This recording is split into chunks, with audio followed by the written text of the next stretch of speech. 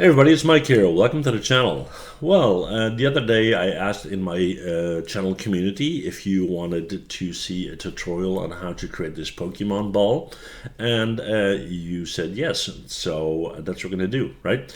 So before we get started, just want to let you know that I added a key visualizer to the screen. So whenever I click, you'll see in the bottom left corner which mouse I'm clicking, which mouse button that is, and what keystrokes and whatnot.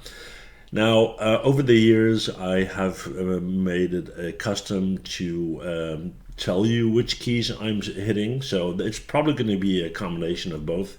So hopefully you don't mind. Let me know if that's something that adds value for you, right? Okay, that said, let's get started with the video. So we're going to get rid of all this. So actually we're just going to hit the Control N to add a new scene. Do I want to get rid of this? Yes, I do. We're going to click on it. We're going to hit X again, and it's gone. Then we're going to go and rotate to our front view. I'm going to grab a sphere, start on the origin, drag that out. That's our initial sphere, right? Make sure you're in front view, not in right view like me right now. In front view. Yeah, okay. Then we're going to grab a rectangle. We're going to start in the origin. And as we're dragging, we're going to hit C on the keyboard. So it's going to be centered. And we're going to go in here and do something like this. That looks about right. Okay. We're going to grab this. We're going to hit G. We're going to pull this out. And then what we're going to do is click on OK. We're going to hit C on the keyboard. C for cut. Select the target body, which will be this.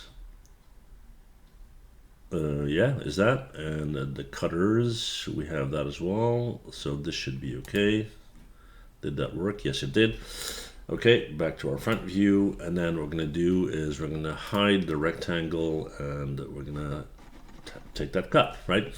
Okay, so what we're going to do next is we're going to grab the top part of the sphere and we're going to delete it. Because I'm going to do something to the bottom that I want to mirror over to the top, so we don't have to do it twice, okay? So next up, what we're going to do is we're going to grab a cylinder. And we're going to go in here, and we're going to start to drag that out until we have something like this, okay? We're going to click on that. We're going to have a look. We're going to extend it to the front like this, and we're going to click on OK.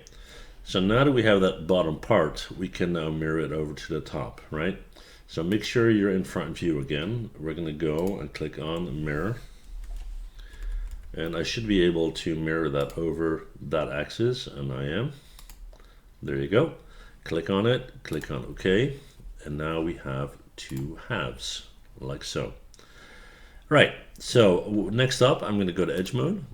And I'm going to go in here and click on this. And this, and we're going to put a very small chamfer on it. Let's make it a chamfer, yeah, something like that. That's fine.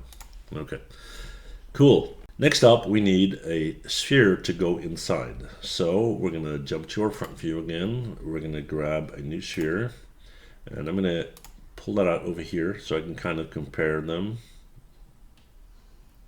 That should be about right. We're going to hit G. We're going to move that in here to the center. And click on OK. And now we got something looking like this. Going OK. All right. Next up, we need something in the middle, right? And again, that's going to be another cylinder. So we're going to make sure we're in front view once again. Let's grab a cylinder and let's drag that out. Click on OK, and I'm going to hit G to move that.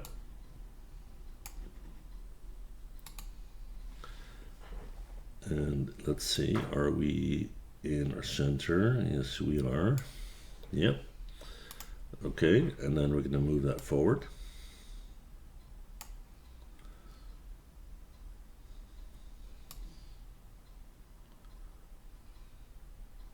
Something like this. And then we're going to go to face mode, grab this guy, O for offset, and we're going to go to about here, and then we're going to click on OK again, and we're going to pull this out to about there. Click on OK again. All right, that looks pretty clean. And next up, what we're going to do is we're going to go and take it into Keyshot, right? I need to do some prep work first in Maya. I'm using Maya for that. Now, to my knowledge, you can't export a model out of Plasticity as an FBX, right? So I'm looking here at the export options, and it's either OBJ or STL, okay? Now, if it were FBX, I would have a chance to add materials to the individual components, because if we go to object mode, we got this, so we got individual parts, right? So you should be able to add individual materials and export that as an FBX. But because I can't, I'm going to export it, and I'm going to do that in Maya and then go to Keyshot, right? Pokémon 2, import that. Now this is going to be one object. So let me just rotate that so we can see what's going on. Right, so it's one object. So what I'm going to go is to mesh and separate. So now I got one part, two part, this sphere in the middle, and then all that. And in order for me to texture this, what I need to do is I need to put in placeholder textures for this guy, right? All right, so we're in Keyshot Studio. Let's go up to File, and we're going to go to Import. Let's look for Pokémon 2. It's going to be in here somewhere. I assume yeah, Pokémon 2. There you go. We're going to import that. Let's give it a chance to do so. All right, here's our guy, and yeah, the material looks different, obviously, because you couldn't identify all that, but that's fine. And next up, we're going to go and add some materials. So let's go with a paint material,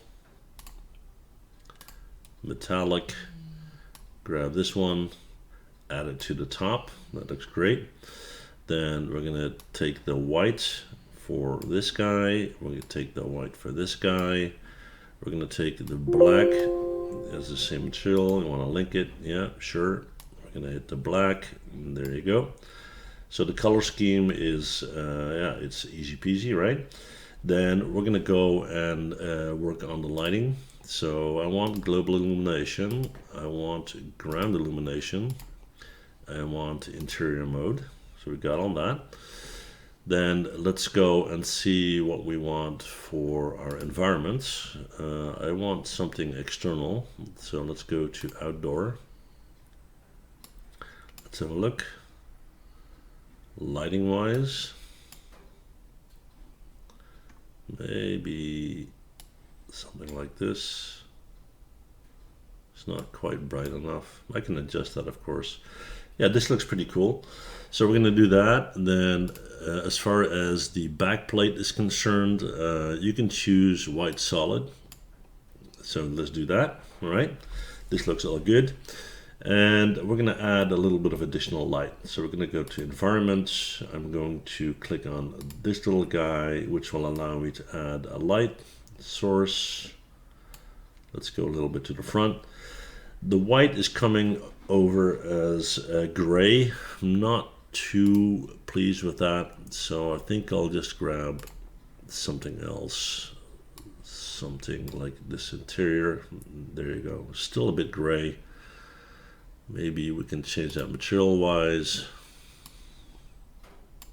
That's the one I was using.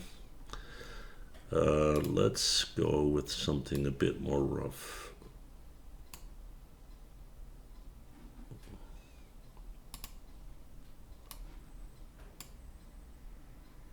Okay. All right. Like I said, this is not a Keyshot tutorial. Oh, there you go. That's a bit better, right? So that's fine as far as those additional lights are concerned. Grab one and add that to the top there. This looks all good to me. Let's bring the brightness down a little bit and the radius. It's all good. And now we can go in and render, right? So we're going to go to the render tab.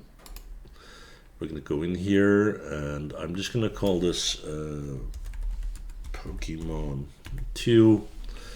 And we're going to go and send that to my desktop.